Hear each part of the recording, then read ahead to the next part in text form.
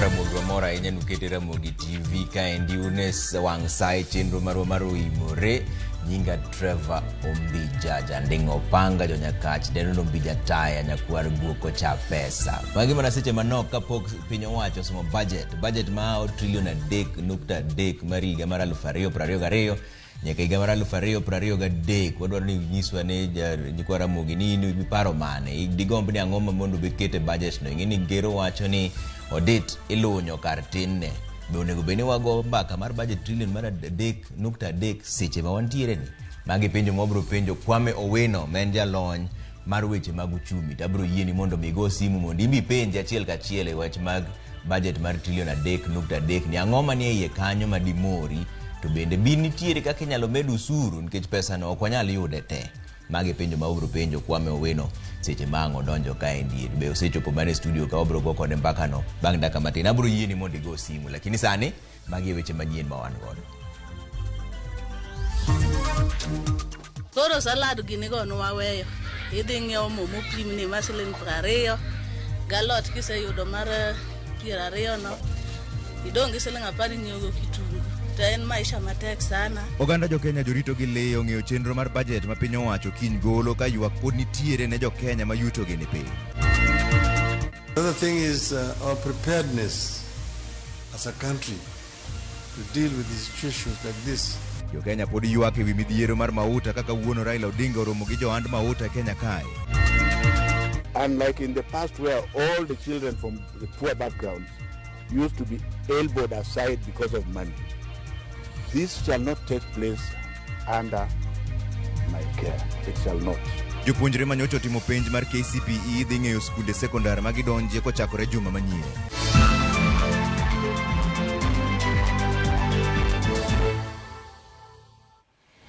Nyikwa Ramogi wan ka gi nyar game Belinda Dhiambo men jaloko marwa inyalo yudo waya 3:600 kata Trevor Ombija kata Ramogi TVK iwo bro penjo go ne jolony mag uchumi bang' seche matin kapoko som budget mar higa mar 2022 nyaka 2023 en budget ma serikal manyien ema bro keto kanyo endo. Kochako ni koro joala ma uso modhi mag nyamburko kawuono ne otimo romo kod ogai mar ODM Raila Odinga kama ne giwacho ywak margi kaluwore gi deko ma osebedo chudo mar omenda ma piny owacho nego beni miyogi mondo ga godo medruok mar nengo mar modhigo. Jafombo marwa Edwin Okoth lero no wachne. Chiegni jumbe ariyo ka Kenya pod medo bet kod nok mar modhi mag nyamburko, jous modhigo koro ne otimo romo kod ogai mar ODM Raila Odinga. Kembego koro ywak ni gisebedo kod lal mang'eny bang' kane piny owacho deko kod chulo gi omenda mane osingnegi mondo nengo mag modhigo kik medre. So the lack of a clear methodology obviously of when the stabilization will kick in, which should be entrenched in the regulation, the timeliness or the timelines for the disbursements of the deferred margins, the management of the fund kitty is certainly a recipe for opacity or opaqueness and bad governance. So the expectation is that these regulations should be able to cite when will the stabilization kick in. Is it when the prices, global oil prices are at 100 shillings, are at $100 per barrel? Is it when the local prices are at 100 shillings per liter? When will it kick in? Because of course it has to be sustainable. Raila ne owacho ni biro chuno piny owacho mondo ket chenro makare maneno ni piny Kenya okobedo kod nok mar modhigo kata bed ni midhiero mopogore kod ywaruok ewi chudo masani okelo nok mar mwandugo oyudo piny Kenya. Another thing is our preparedness as a country to deal with the situations like this, because you must know that this kind of situation will always be happening in the future. So a country must all the time be prepared for any kind of emergencies. So we need to do this as a matter of urgency, to begin to put up strategic reserves across the country in places where they are not vulnerable. Duol mochung' ne keyo modhi mag nyamburko kokalo yor odundu Kenya Pipeline Corporation to wacho ni kata bed ni moko kuom kuonde ma iuse mauta onge kod mwanduno, modhi mag nyamburko nitie tangi ma Kenya Pipeline moromo piny Kenya kuom thuolo moingo dwe achiel. Jogo ma uso modhi mag nyamburko koro wacho ni piny owacho nyaka ket chike makare maneno ni mondo chulgi e sama owinjore. To kata ka pod gimedo twak, kembe ma uso modhi kaka mane tokani pod medo mana bet kod nok mar modhi mag nyamburko, ka bende weche mag wuoth medo mana rochni. Edwin Okoth, Ramogi TV, Nairobi.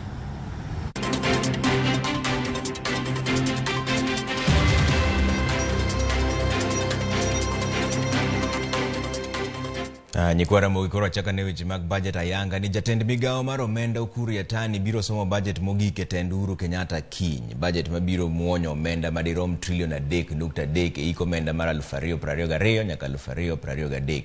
Budget no miyo ong'ala mamalo chenro 4 mag sirikal. To kata kamano, jolony e weche mag pur kod pith ywak ni omenda ma oket tenge ne sekta no tin ka piny Kenya pod kedo kod midhiero mar kech. Budget no geno chiero uchumi mar Kenya ma osebedo kadok chien. Somo, thieth, gedo kaka mag ndara, pur kod bero teko stima gin moko kuom sectors ma budget no menyo. Koro wakelonu twak makende mane wayudo kod jatend migawo mar omenda ma bende no wuoye wi nok mar mauta.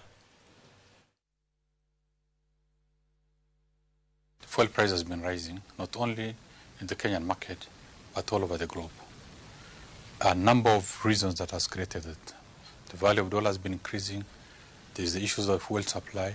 The price has been going up. And if you look at the region, particularly our East African region, fuel price, Kenya has the lowest pump price at the moment. We also look at, amount of liquidity with the private sector, with the banks. If there's sufficient liquidity, it may even be necessary for that money to circulate in the economy. And that's why the government is borrowing. And when they borrow, to a great extent, then we also create demand and stimulate the economy. Koro ka piny Kenya geno yudo budget mabiro tayo chenro mag higa mar 2022 nyaka higa 2023. Jopiny goyo turbin kaka medruok osebedo nyaka ne piny owacho mar Jubilee kawo telo. George Bati otimo twak gi jalony malero yore mag chopo dwaro mar budget ni. Kuwuok e trilion 1.52 e kinde mane en jatend piny Kenya Mwai Kibaki ne wuok e telo higa 2013. Nyaka ma ok tin ne trilion 3.3 makoro igeno som odichieng' makiny. Oganda jo Kenya penjore gik ma omiyo budget dhi malo ka ngima to medo ridore. Jalony weche mag ochumi Jaindi Kisero chako koyango budget. Sirikal neno ni higa manyien ni gidhi choko gidwa tiyo gi trilion 3 gimoro ni budget omedore between Kibaki nyaka sani ok en indicator malich ahinya. En size ni wamedore kata imbe dendi medore ineno kichwe. Kata obedo ni piny owacho ni kod lek mar chopo dwaro mar budget, rem pod bedo.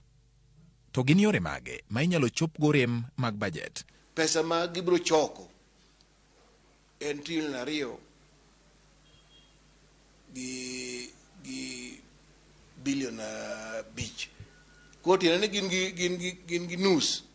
Gin gi gap maduong' e kind gima gibro tiyogo to gima ging'en gibro choko. Rem manie nie kind pesa ma giparo ni gibro yudo to gi pesa ma gidwa tiyogo.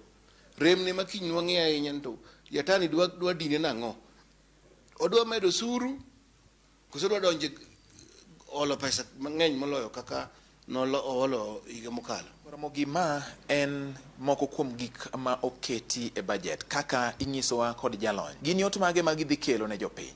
To kata pek mane manyalo bedie mondo mi kete e tim?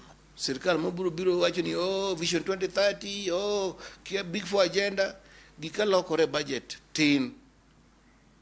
Ang'o miyo wacho kamano?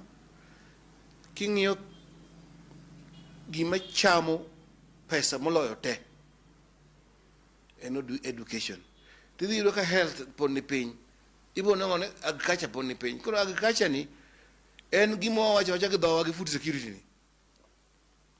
Agriculture ni ema important.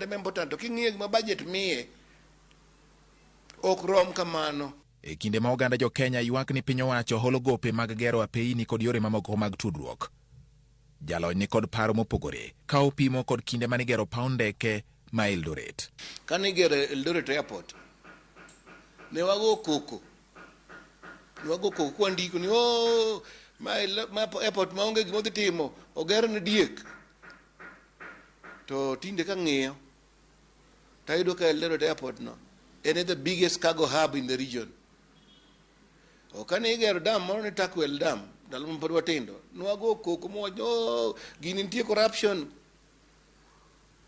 to ne nitie corruption adieri, to tinde dincha onge Takwel because the western side of the country nigi a big deficit.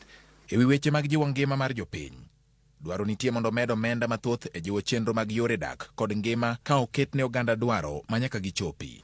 Iluongo ni cash transfer programs osetim in many other countries makata ka incha gambo way about it kikupana incha gola e wiye.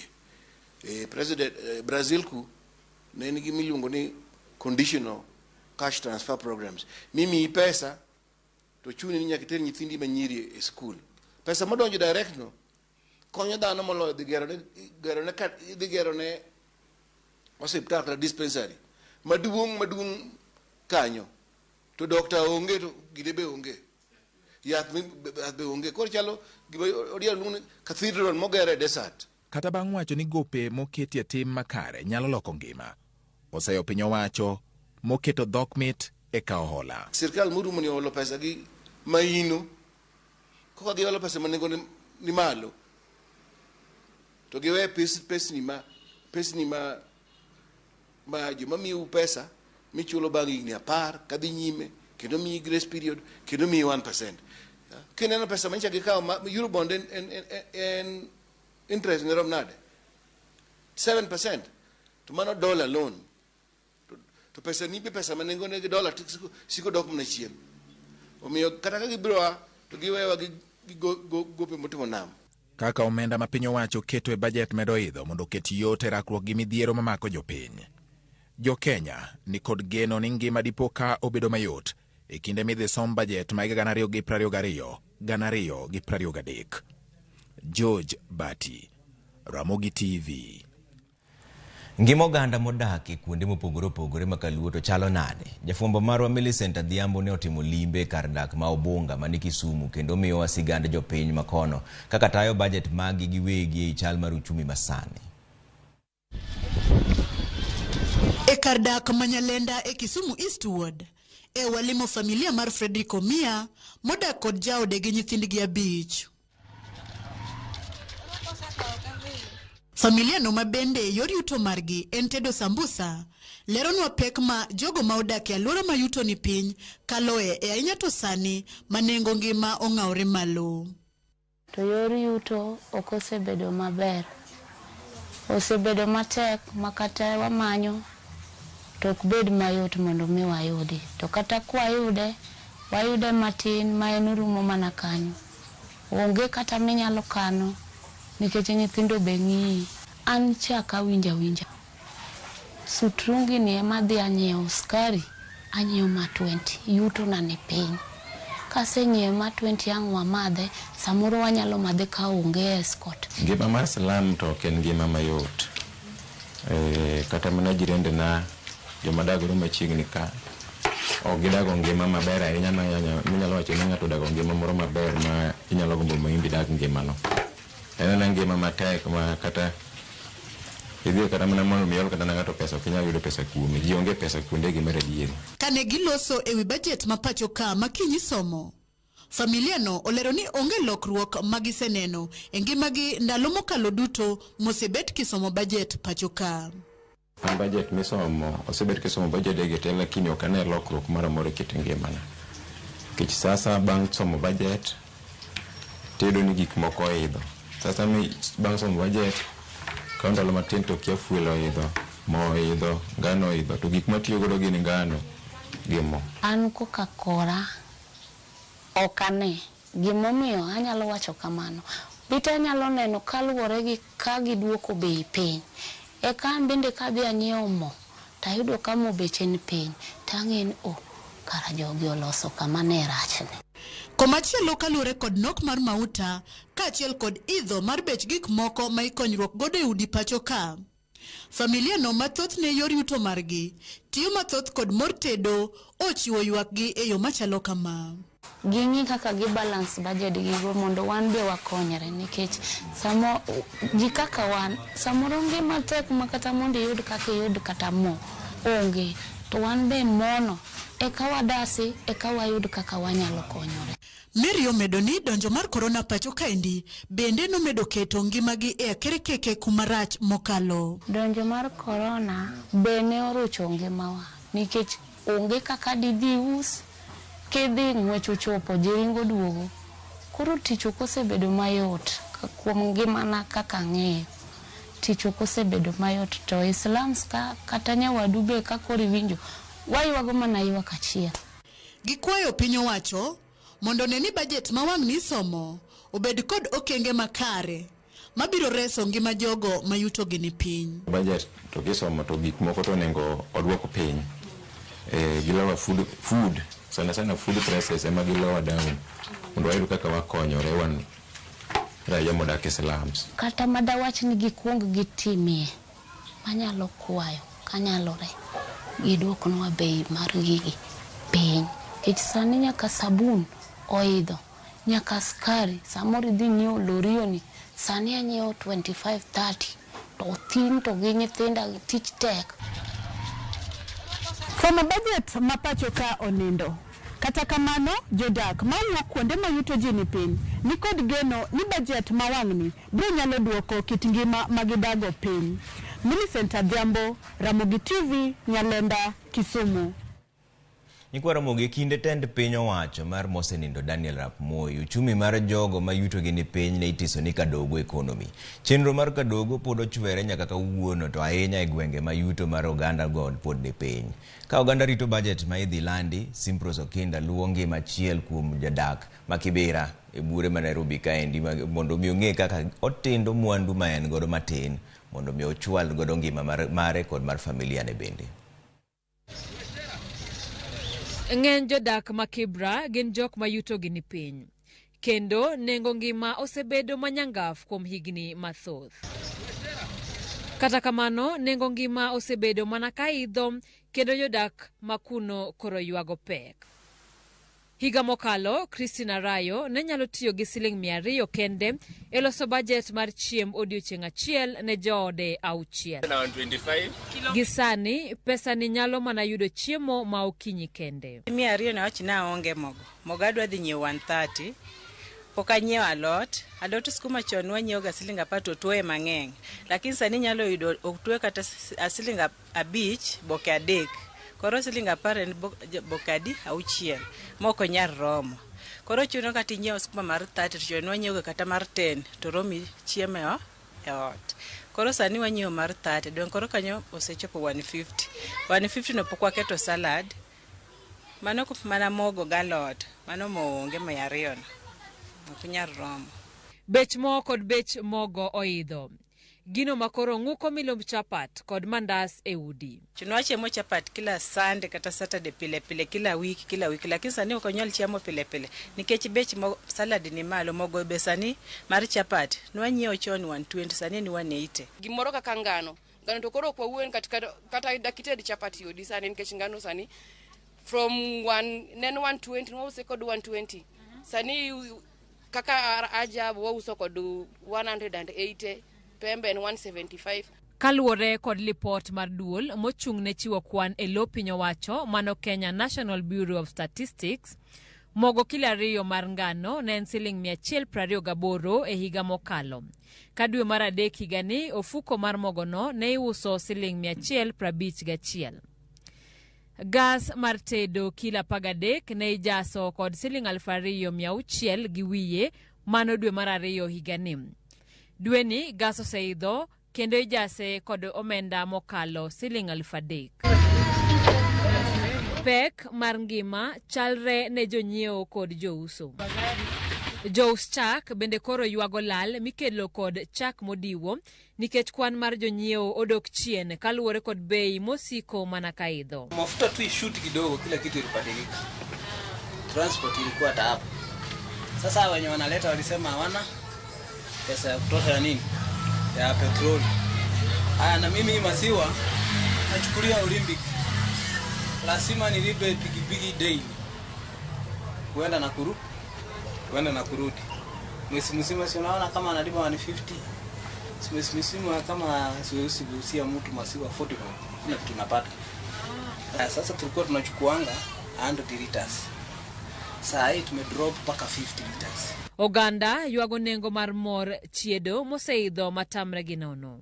Higa mokalo lita chiel mar mor chiedo ni uso siling 245 to sani kore use kachakre siling 365. Salad gini go no waweyo.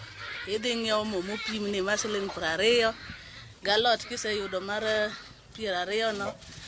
Idong gi siling 10 ng'iewo kitungu. Mtungi ilikuwa 2000, sasa imeenda mpaka 5800. Na kitabu tulikuwa tunaanza kutoka kuanzia 20 bob, lakini sasa tunaanzia 50. Lita ni 300. Ne Dorcas Adhiambo ohala odok piny nikech oganda bende koro diyore ka gimanyo yore mamoko mag chwalo bajet gi e sama piny tek kamae. Ne binyo mandazi choma ingeno bro kikne supu mar oganda kachande kikone kod dondo kidogo.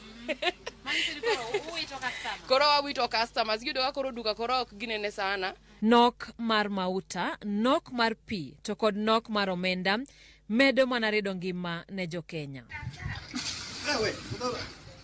Ngima osebedo matek ne oganda to ahinya mawuok e gwenge machalo kamae.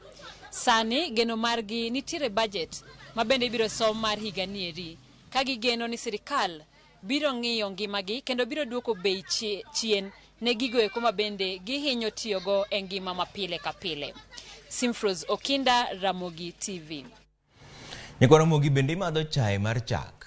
Mae penjo we kinde makoro nok mar chak bende koro mole gwenge mapacho kaendi. Ripota marwa Judith Omondi nigi ywak jo uso kod jo nyiewo bende mag chak. Kardak ma Udhiru machiegni gi Limuru kama thoth chak ma itiyo godo buore Nairobi ae. Chak ipogo ne joduka boksi 2 kende. Jodukni yuago nok mar chak ka nengo bende osemedore ne jonyiewo. Tumekuwa tukipata maziwa last year na hii mwaka imekuwa shida zaidi.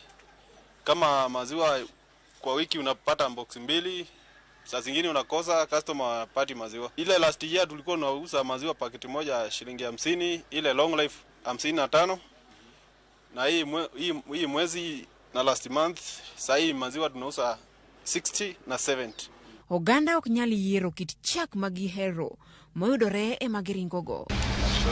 Rio mako nyaka masinde mag chak.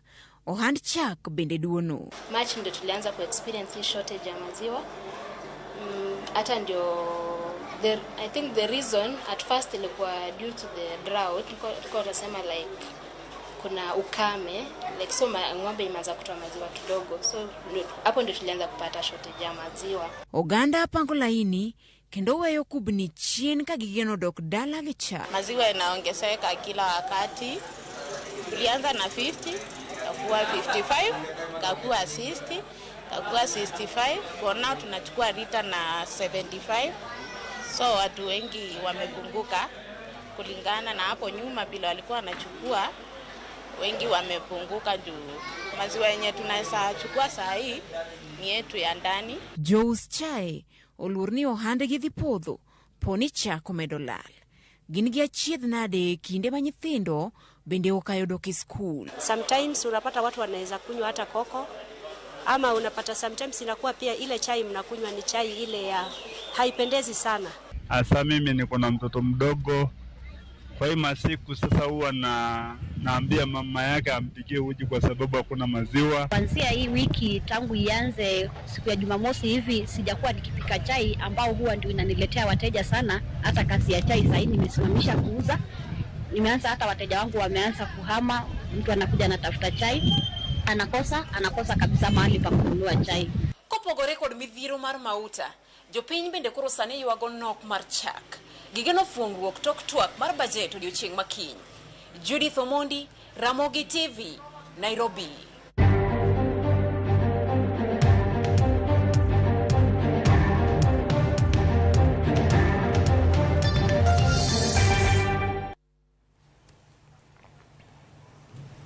Nyikwa Ramogi ne wang' sa mar buch jopiny ma indi seche moyie ni mondo migo simu jowaboro ka simu moko ariyo piyo 01101500992 kata 0110500 inyalo go simu ng'ama okuongo go simu moro bako simbe ma indi buch jopiny ng'ama wan go kawuono en jalony mar weche mag uchumi iluongo ni Kwame Owino. Erokamano ahinya. kuom biro. Unyalo yudo wabe 2-3-600 kata wang mbui at Trevor Ombija Ramogi TV. Wanyalo penjo 1-2 ma untiere godo. Kwa ming'eni koro sani budget ochopo. Idhi some kiny. To koro be nitie geno ni nengo gik moko biro dok chien koso biro idho? Moko nyalo dhi chien to okane ka sirikal nigi thuolo mang'eny mar duoko nengo gik moko mang'eny piny. Nikech kaka wendo ma iwuoyogo kapok abiro ka onyisou, owacho ni wan gi sirikal ma higni 8 mokadho bet ka holo pesa mang'eny. Nikech gin gi budget maduong', koro gidwa nyiewo gik mang'eny, to pesa ma gikawo usuru ok ng'eny. Koro gipogo kanyo kaka higa mabiro ni gidhi kawo gidhi nyiewo gik makadho $3 trillion gi billion 300. To pesa ma gin go magiparo ni gibiro yudo usuru en $2 trillion gi billion 4. Mang'iso ni pesa moro kanyo billion 800 nyaka yud. Koro kineno ka gin gi kamano gibiro mana holo pesa no. To pesa temo hol no mano nyiso ni ok ginyal yudo, gibiro dwaro yudo kuom usuru pesa mora ma ginyalo. Omiyo biro bedo negi matek mondo giyud giduok nengo gik moko piny. Nikech be tinde ng'eni sirikal be ok nitie ohala. Gima sirikal nyalo duoko en mana duoko no usuru.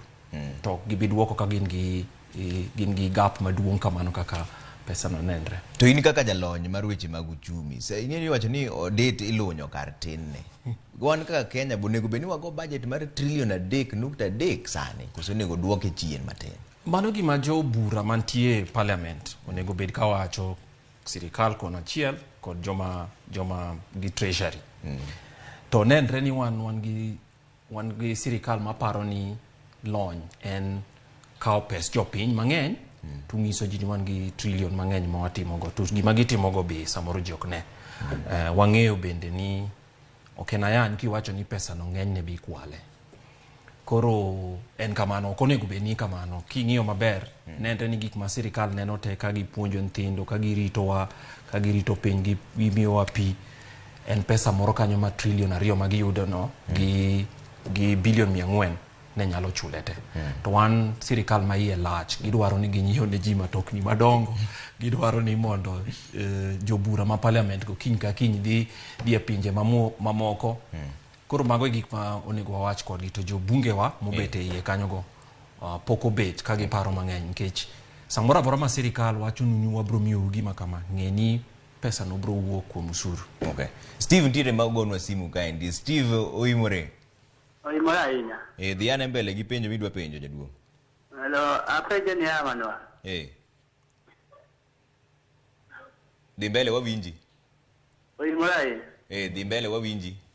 Apenjo ni bwana, uchumi no en otek sana, to penja jatelo ni ok gidwok maber ngima no chien. Kini ka gibiro timo ang'o?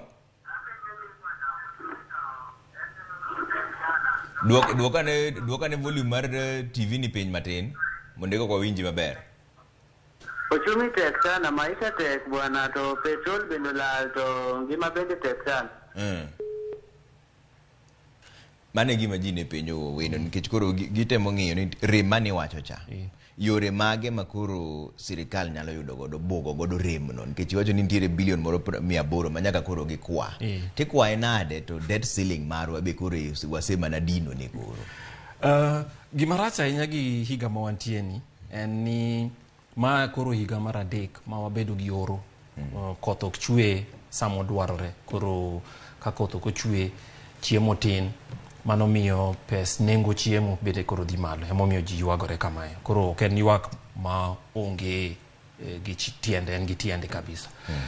Gima rach en ni kaka nasewacho ni sirikal ni en sirikal ma iye lach. Gimoro amora mane gineno gidwa nyiewo. Ginyiewo geche madongo, ginyiewo gari ya moshi, gi Nairobi ka be wan gi ndara moro moger mabor.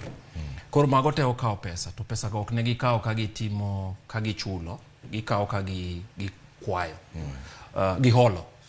To gihole gi pesa mang'eny ma iduoke koro kuom siling 100, iduoko gimoro 7 8.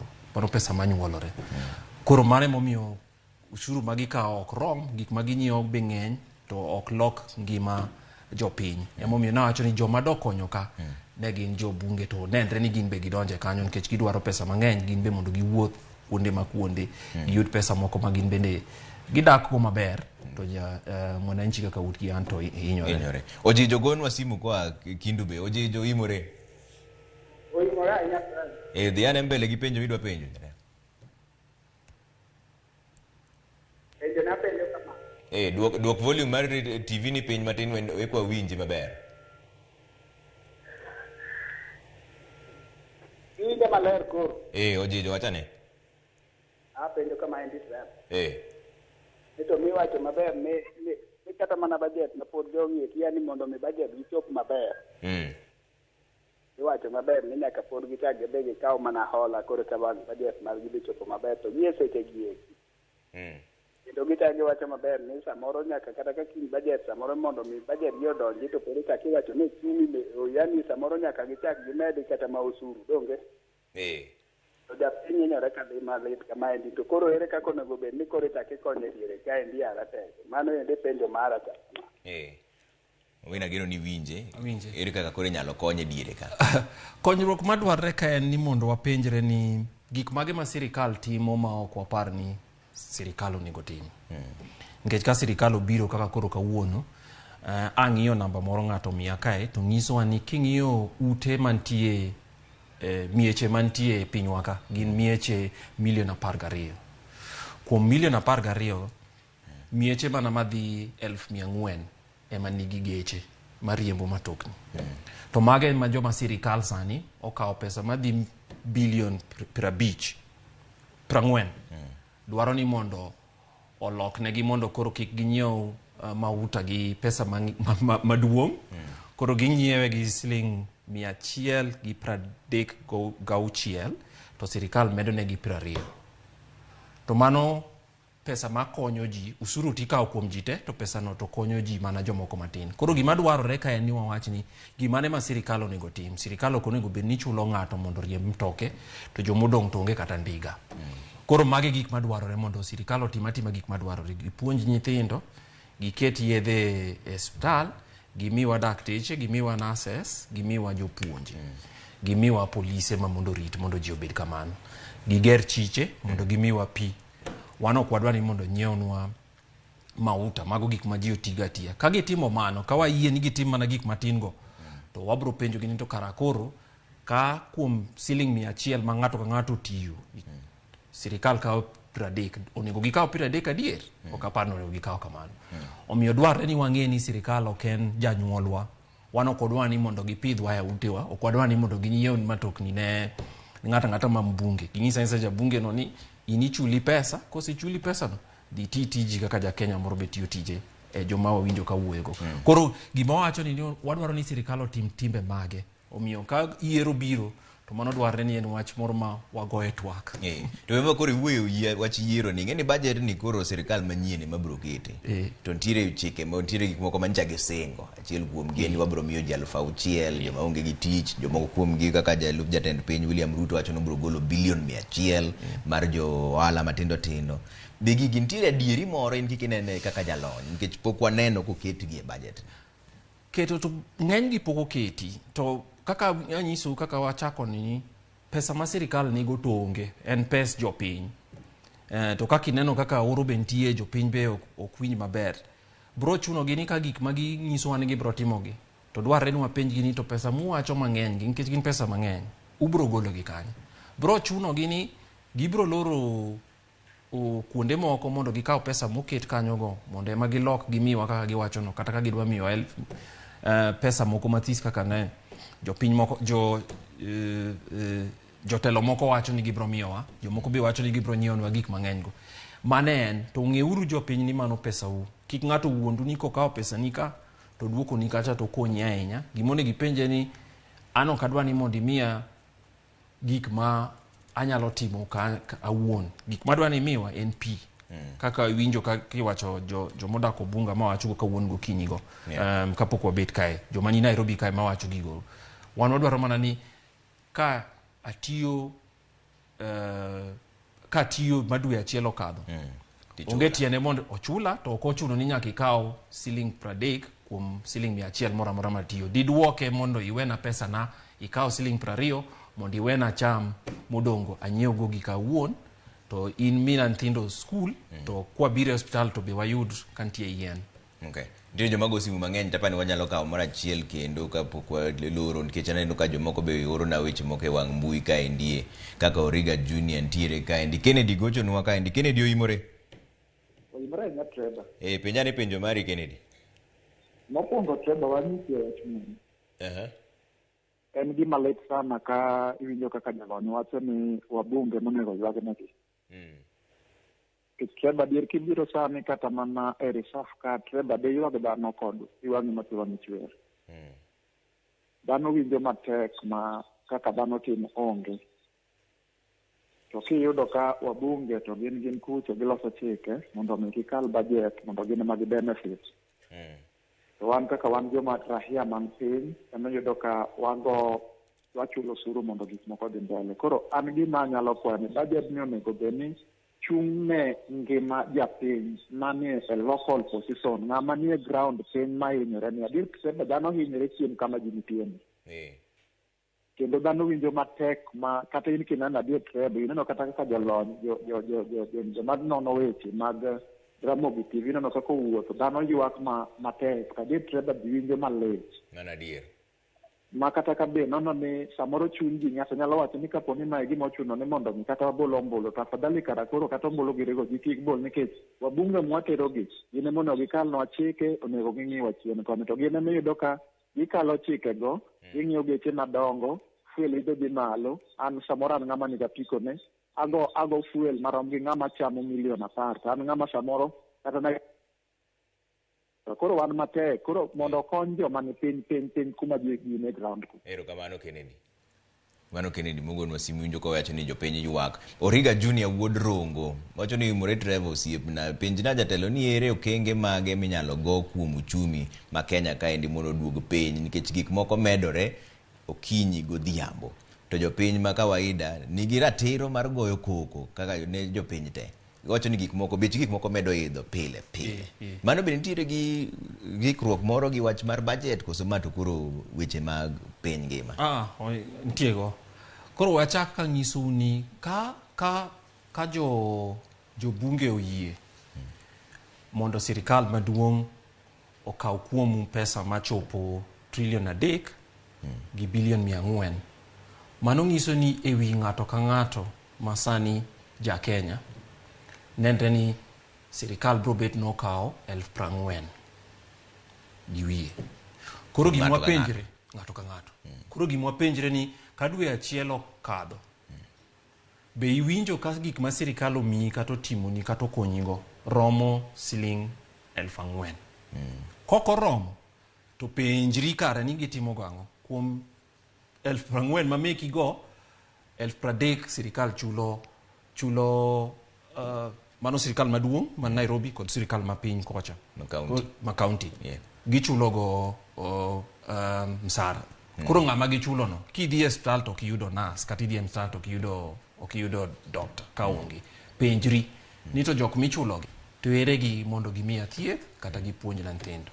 Dwarre ni waduog kamano ko penjre ni sirikal wamiyo pesa mang'eny nikech uchulo ushuru to be wayudo kony maromre gi pesa mwachulo no. Eka de bedi ni ywak ma wan gono gi masira momakwa no wapenjre ni sirikal ema kele koso sirikal be konyo wa mondo wakadhe. Okay. Injile Razaro Kanyambok wacho ni anenu mondo uchumi odongre nyaka koro government limit goods madonje pacho ka kowuok e pinje maoko nyaka government get good environment for investors to build more manufacturing companies here in the country mane kako wacho mede gi dongere. Mano be adier ni nyaka koro duok gik moko mabiro e Kenya ka nyaka koro dok piny. Mana dagi. Kech kineno koro Kenya kae wan gi kambi madongo mek sukari. Owacho gik madongo go. Kinyiewo sukari mwa Kenya to en king'iyo sukari moa oko kapok serikal oketo usuru en 40 e kilo kapok omedo usuru. Koa Kenya kae kikete ochiko 100 e kilo. Koro ok dang' inyisa awa winjo ka nyako moa Obunga cha moa Kisumu cha owacho ni samoro nyiewo mana skari mar siling 20 eko madh gi chai maonge chak. Dong ki chak to sani oro be chak tek. Ok dang' inyisa ni ka adak Kisumu to nyaka nyiewo mana skari moa ka mondo ogeng'nwa ma oko no to pesa no ta onge go. Koro mano tok kare. Kuma en kare en ni nyaka government kata sirikal oyaw thuolo mondo joma dwaro timo ohala kik bed ni kiny ka kiny license gina par mondo ichaka ohala moro matin e Kisumu kanyo pacho kata Siaya kata Nairobi kae. Magi gik ma sirikal di konygo. To kik gimoro wuondwa ni waparo ni masira mamako en nikech ng'ato kelo gimoro koa oko. Mano ken kamano. Okay. Chalo Wood Rose e wang mbui kae ni wacho ni budget makinyi dhi somo ok nyal konyo uchumi masani. Aneno ka idhi med ngima dhi bedo matek nikech kata tax idhi medi. Waikre uru ne ngima matek saidi mbele kae ndi ok oyot mbele kae. Inyalo med tax? Ging'iyo ga ging mede. Ging'iyo ga ging mede. To koro medo to bro mana medore ka ng'amo yie ka jo bura oyie. Mane wachno. Nitie moko ma be giero ga medo ka gima ging'ero ga medo ga ahinya, giero medo joma madho ndawa gi joma madho sort joma dongo. And you. Mano be gima Alfie Benedict Aburu wacho ni yawa kik gimed bet white cap. Koro ging'iyo ga gimede kanyo. Koro akia ka gibo mede to gima onyako wang'i sirikal ok nya medo ka jobura ok oyie. Koro kik jabura moro bi ng'isu ni jogi medo piny ka piny kiny ka kiny to ento no bete e od bura to yie mondo medi. Koro kok idwa no medi to yud namba ne igoch ne ng'ise ni anto kadwa no med gik moko nikech ok adwa ni mondo umed gik moko nikech anto pesa no taonge gi ubro medo wa masira. Nitiere wach moro miwacho maler ka endi nitiere chenro moko 4 ma sirikal ne nigo mane giluongo ni Big 4. Be gigi nitiere kaka osekonyo oganda Kenya koso sani koro nego chung gi nikech kaka iwacho expressway nyu aneno ka endi bilion mokadho 54 pok to chako tiyo. To bro konyo mbele ka koso magi gik makoro sirikal onego chungi wachine jokama waonge gi pesa we urgedo wachimuru gik ma ji dwaro kaka weche mag thieth weche mag pur mondo wawe gedo kaka infrastructural developments gi dongere. Chenro mar gik moko 4 madongo go ne gin chenro mar sirikal ma ero koro mo dwe mar 8 to koro gibro weyo tich jomoko mondo bi. Okane ka sirikal mabro luwo gibro bedo gi pesa mathoth mondo lu wachno. Emomiyo dwarre ni ng'ata madwaro telo ndalo mabiro mondo nyisu ni kara kuma wantie ni waseyie ni jopiny be nigi mzigo maduong' to ok wadwa chulo osuru moko nikech be kata ni nikech ok ji ok dwa waonge gi pesa no nikech koro bro chulo osuru to koro okunyal kata nyiewo sabun kaka mama ni owacho. Koro mago ng'eny gi ne gin gik moko 4. Achiel nen mar chiemo. Waneno ka chiemo be pod tek. Mar adek nen gero udi. Akia ka ng'ato nyalo geto ot to onge gi chiemo. Mar adek nen mar manufacturing ma ng'ato wacho kuonde ma keto tich go to ber be ok odhi ahinya to nenre ni nyaka mano ta gimoro ma wan waparo ni nyaka jiw. Mano to dwarre ni mondo ojiwe kendo ahinya. Mogik nen mar thieth. Thieth be ni dwaro mondo omedi mondo mak ji mang'eny dwarore but wang'eyo be ni ji to osebedo kachulo to Auditor General be onyiso kanyo ni pesa ma ji chulo no moro kuom gi be ikwale. Koro wan gi tich matek ma ng'at mabiro manyien koko ng'iso no nyalo loso wach corruption to nyaka wang'iye matek nikech rach ne ni ok ni jopiny odagi chulo jopiny chulo pesa mang'eny kaka ng'iso ku baro siling trillion 3 gi bilion 400 to biro kanyo kuom ng'ato ka ng'ato chiegni siling 40,000 e higa. Nende ni jomoko chieme wiwa kata gikawo gik moko e wiwa gikawo gik moko mamiyo jopiny hinyore. Ma ng'ato mabiro manyien koko wacho wach geng'o kuono to masira pod bro mako ndalo mang'eny. Koro tieko weno ka in kaka jalony be in gi geno moro amora e budget wa makoro kinyi somo ni ang'o ma dine ka ber? Geno ntie. Gima sirikal ma Kenya osebedo ka timo maber en ni ipuonjo nyithindo. Ok ni gisetime kaka de dwarre lakini pod dwarore nikech nyithindo ng'eny pinywa ka gima be dwa mi nyithindwa mabiro en ni mondo wayaw ne gi skul gidhiye. skunde moko pod ibro ger lakini ka nyithindo omi thuolo mar dhi skul to mano to en gimoro ma gitimoga maber. Koro kuom mano en gima ne gigeno ni biro medo timore. Erokamano Kwame Wino. Wabiro luongi kendo mondo wang'iyane bang' ka budget osesom kiny. To be nitiere weche moko ma ineno ka koro ber koso ok ber. Erokamano. Mano Kwame Wino ni jalony mar weche mag uchumi ma nego kodwa mbaka kaendi. Wadhi yweyo moro machuok nyikwa Ramogi kwaduogo to pod wan gi chenro moko mopogore mag siasa to gi weche mag budget bende pod dhi mbele. Goreti Awuor Nyaradega wacho ni Trevor Ombija an gima tek na machiegni kata songo kadhi Tanzania. Gimoro amora oidho yawa. Tinde kata karibu migoyo ni wendo ni logwa chiem noserumo. Ichiemo king'iyo rangach. Wadhi yweyo waduogi weche mang'eny mag mano.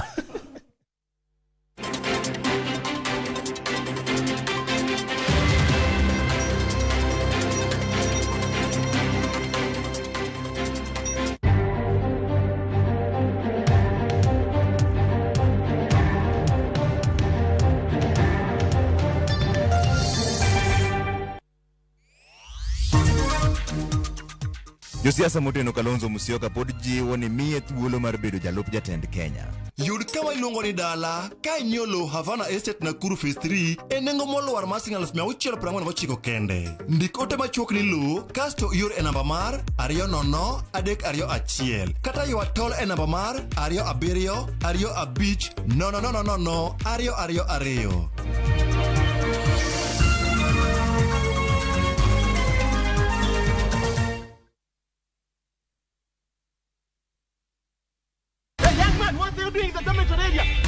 When it comes to school movies, School Flicks is a big time. Get a taste of local drama. Stick to the story, sir. Thrillers. If you don't repent, it will rain fire. And experience raw talent from schools around Kenya. Embrace Kenyan. Watch Kenyan. I saw someone who looked like me. School Flicks on View Sasa.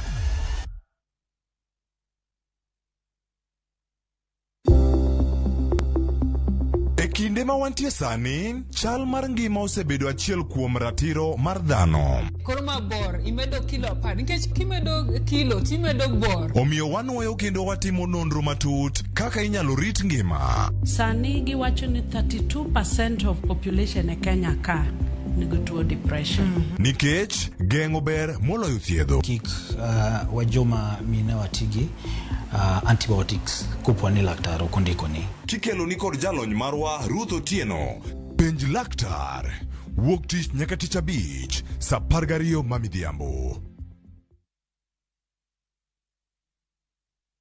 Yud kama iluongo ni dala ka inyiewo lowo Havana Estate Nakuru Phase 3 e nengo moluwar mar Sh649 kende. Ndik ote machuok ni lowo kasto ior e namba mar 200-321 kata ywa tol e namba mar 27-25-000-222.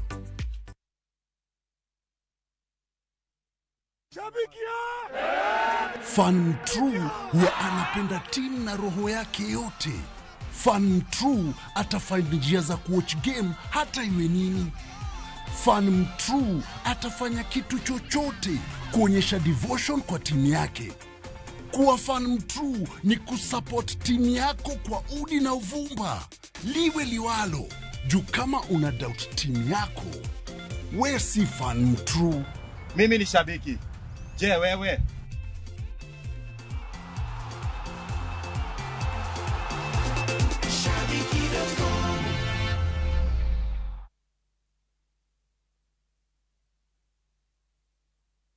أشهد أن لا إله إلا الله نستغفر الله نسألك الجنة ونعوذ بك من النار اللهم إنك عفو تحب العفو فاعف عنا يا كريم العفو. Kupata uradi wa Ramadhan bonyeza *811 *271#.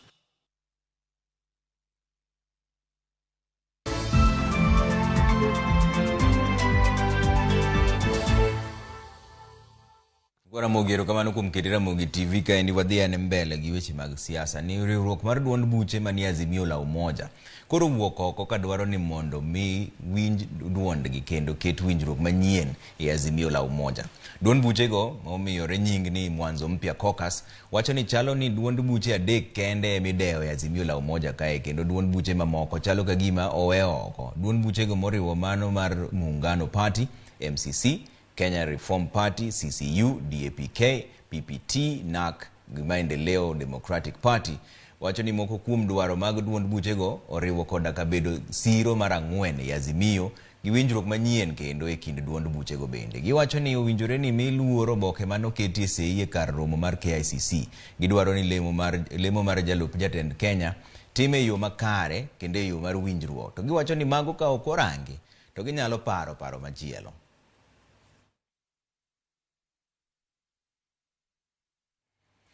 To kwa dhi mbele ni jatend duond bura mar Wiper Kalonzo Musyoka kawuono yudo thuolo mar romo gi jochung' mag duond bura mar Wiper, romo ma omedo singo ni odhi chung' motegno mar siro Raila Odinga lwedo ne lemo mar jatend piny Kenya e yiero mar higani. E romo manonogono josiasa mane oteno Kalonzo omedo sundo dwaro mar ni miye thuolo mar bedo jalup jatend piny Kenya. Walter Nyambaga nigi ler mar wachni. Jodito mag One Kenya Alliance kotelni kod Cyrus Jidongo to kod jatend NDG David Ochieng medo sundo riwruok mar Azimio la Umoja mondo chiw thuolo ne Kalonzo Musyoka mar bedo jalup jogai mar ODM Raila Odinga e laro tend piny Kenya. Anapenda kufuata sheria, and that's why I believe that HE Kalonzo Musyoka is the right deputy president to Raila Amolo Odinga. Kinara wetu katika Azimio One Kenya ni Mheshimiwa Raila Odinga. Na sisi katika One Kenya tunasema Kalonzo ako mbele yangu, ako mbele ya Gideon, ako mbele ya Ochieng. Apewe hiyo nafasi ya pili. Ekinde yangu chenro mag welo mag Wiper Party, Kalonzo bende medo telo chung' motegno ni oromo bedo jalup Raila Odinga. Tuombe sana. Kwanza tukipata nguvu vingine ya kuwa deputy presidential candidate, tutakuwa tumepewa mabawa mengine. And this other matter about who is running mate, who is, should not worry you. There are some things that are obvious. Telono soko William Ruto mondo gwetao mar bede kweth makwedo e karabago serikal mapod entiere. Ili President Uhuru Kenyatta vile amefanyia Central Province infrastructure. But here, muna mtuzi, mumesikiliza fitina ya mdogo wake, ikawaingia kwa kichwa. You can't have a human being better than President Uhuru Muigai Kenyatta. Hayuko. Kaniotene kod gavana machon ma Nairobi Mike Sonko gisingo manyo mbulu ne Raila Odinga mar loso piny owacho mar Azimio la Umoja One Kenya Alliance. Nitamwitishia Raila kura like I've never even done before. Mimi ndio chief hustler dunia mzima. Wale wengine wote ni bandia. Kwa sababu wamesema Raila tosha, sisi sote tuko hapo. We believe he has among all the CVs and all the resumes on the table, besides Honorable Raila Odinga, who is the front runner for president. Walter Nyambaga, Ramogi TV, Bomas of Kenya, Nairobi. Jatend migao mar Atita Dr. Fred Matiang'i osiemo josiasa kaluwore gi wach monje kinde mag campaign. Matiang'i okwero josiasa mathoro chulo rowere manyalo kelo tulo e rombe mag siasa. Olero ni piny owacho oikore mar kedo gi jomaundu kod jogo matemo kelo tulo e kinde mag campaign, ndalo yiero kod tok yiero maduong' ma higani bende. Kata kamano okogolo duonde monje mar jasiasa manyo chiel kod magena nyoro. Matiang'i ne oloso bang' kane olimo log tich mag apis mag obila marito nam.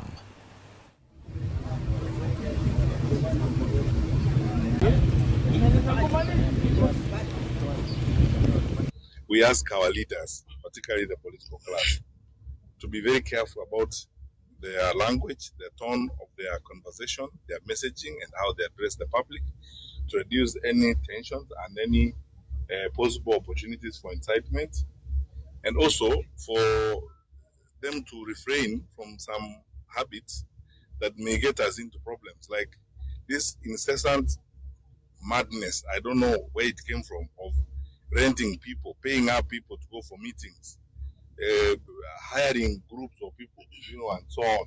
We can just have a plain, straightforward, honest, sincere conversation in the country while this campaign period is going on, and then we will choose our leaders. Jopuonjre moyo milion 1.2 manyocho timo penj mar KCPE koro biro ng'eyo skunde mag sekondar ma gibiro dhiye kochopo juma manyien. Jatend migawo mar somo Ngire George Magoha oyango ni chenro mar yiero sikunde ma jopuonjre biro dhiye okawo rumo kendo gibiro ng'eyo sikunde go chakre wuok tich juma manyien. Magoha olero ni jopuonjre duto biro yudo thuolo e skunde mag sekondar ma pacho kaendi. Omedo ni jopuonjre 9,000 mawuok e familia mag yuto gi ni piny biro yudo sir mar serikal e kinde mag gidonjo e skunde mag malo. Ngire Magoha ne oloso e kinde mane oyawo klese mag CBC e skund sekondar mar Kenya High School mantiere Nairobi kae.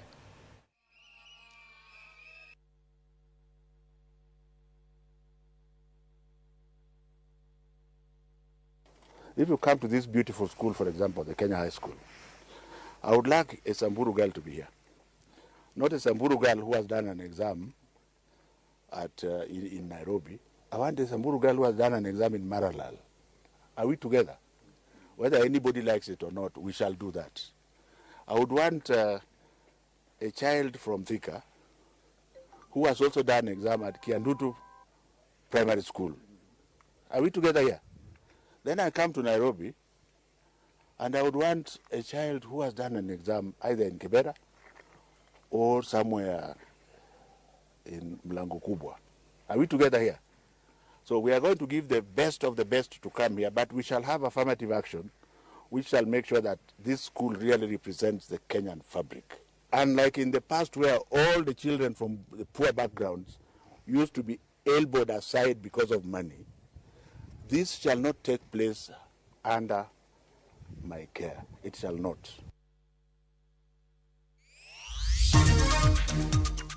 Chenro mar kuo yath suna ochakore kendo Migori. Yud kama iluongo ni dala ka inyiewo lowo Havana Estate Nakuru Phase 3 e nengo moluar mar Sh649 kende. Ndik ote machuok ni lowo kasto ior e namba mar 200-321 kata ywa tol e namba mar 27-25-000-222.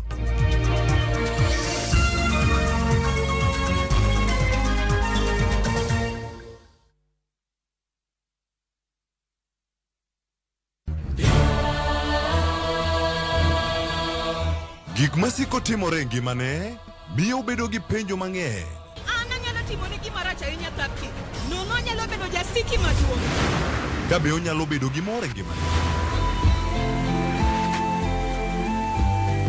To hera ma en go kuom joode miyo temo umogi gi yore te. Ing'e ni kawuono thapki ochako miyi ngima machielo. Akwayi ni ikonywa wate. Thapki wuok tich nyaka ngeso saa 2:15 e Ramogi TV.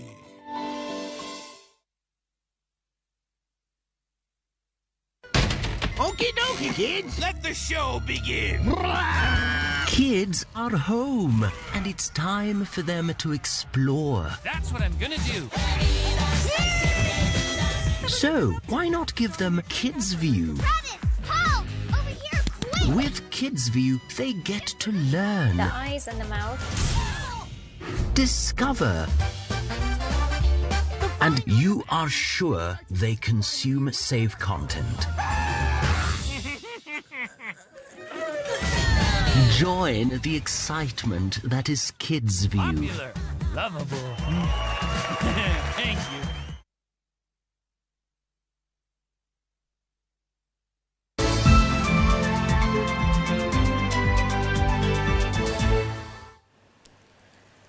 Nyikora Ramogi kwa mbele ni piny owacho ma Migori geto kuo yath suna e mieche ma ok tin 160 kaka yor kedo kod tuo mar malaria. Chenro mar kuo yath suna ne ochakore kendo kawuono kendo dhi mbele winjore kendo dhi e nyim ndalo moko 24. Jojuma nigi ler mar wachno kwa kaunti ma Migori. Makofi. Chenro ni mar goyo yath suna mabende ochakore ayanga e kaunti ni ma Migori chieng' ma kawuono kendo kodhi kao ndalo mar 24 en achiel kuom moko kuom okang' mabende oseketi kod piny owacho mar kaunti ma Migori mar kedo kod tuo mar malaria.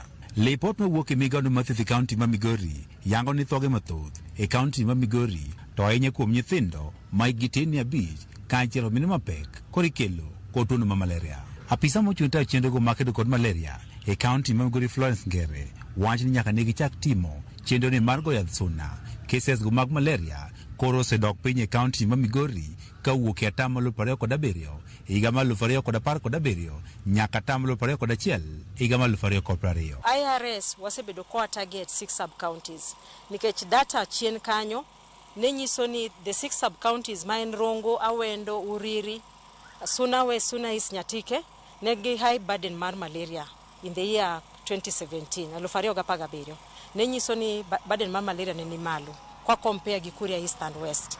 Ka opogi kochino ni mar go yadh suna Mika ingere beno kwa Uganda e kaunti ni ma Migori ne oti kod yore mamoko mar kedo kotuno mar malaria ma oting'o manero mande bonet muthiedhi. Wapuonj jopiny mondo odhi mbele gi tiyo gi interventions mosepuonjogi, moso use of net, environmental management ka ntiere bungu around alwora mar odi. Watemo mondo opuonj jopiny mondo ng'adi nikech bang' koth wang'eyo maber ni bang' koth the long rains to mosquito medore. Migosi Solomon Karoki ma ochino chenro no mar go yadh suna e Kenya mangima ma orikono chopo nyasi machal kod mae ne owane ber ka counties koro medo keto omenda ma inyalo tigo e jalo chenro mar kedo kod malaria. Around Lake Victoria we call it the Lake endemic region. This one is the region that consumes almost 70% of the national malaria allocation, because this is where we have intense activity for malaria control. Then it's seconded by the coastal region, which we call the coastal endemic. Endemicity means active transmission. Anytime I can get a person with malaria. County di Mamigo chen kum county za parko da biche piny Kenya mangima. Babene nyaka sani.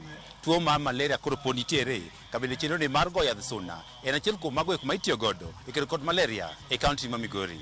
George Juma, Ramogi TV, Migori. Piny owacho ma Homabay ochuoko ke ogirimiti mar winjruok e kinde kod migawo ma ochung' ne geng'o tuoche ma ong'ere kaka CDC e yor kedo gi landruok tuo mag ayaki e kaunti no. Landruok tuo no e kaunti ma Homabay osedok chien nyaka atamalo 18.6 higani ka ipimo kod atamalo 26 e higa mar 2013. Gavana ma Homabay Cyprian Awiti okoni sirikal mare dhi keto budget e hik omenda masani mar konyo kedo gi landruok tuo mar ayaki. Director mar CDC e piny Kenya kaendi Mark Bartleys okoni gikore mar medo konyo piny owacho ma Homabay e kedo gi tuo mar ayaki kod tuoche mamoko bende mosebedo ka chando jopiny. People in Homabay, many of them got infected for various reasons. And I want to confirm to you that with the partnership, they have continued to live. And many of them are living positively. We have tried to ensure that the biggest share of the budget goes to health, despite that. And as the DG says, indeed, we must ensure that you have a budget line to take into account some percentage of contribution toward HIV/AIDS and TB, because these are traditionally areas that have been donor dependent. As CBC, we're really very honored to be able to work with you. This occasion, as Homabay County becomes the first county to sign a memorandum of understanding with CBC on our health support. We do have 4 counties where we actually have a government-to-government agreement signed, and so Homabay is one of those 4 counties.